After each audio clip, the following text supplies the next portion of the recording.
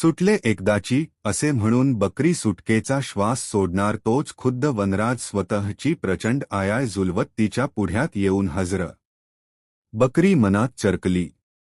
काय करावे या विचाराने गोंधळून गेली. वनराज मात्र जिभल्या चाटत म्हणाला, वा, आज झकास मेजवानी मिळणार.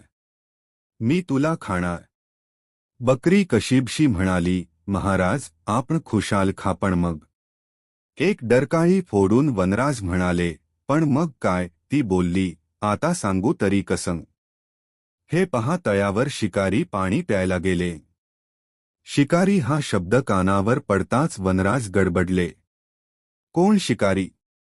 साधे नाहीत महाराज, बंदूकधारी.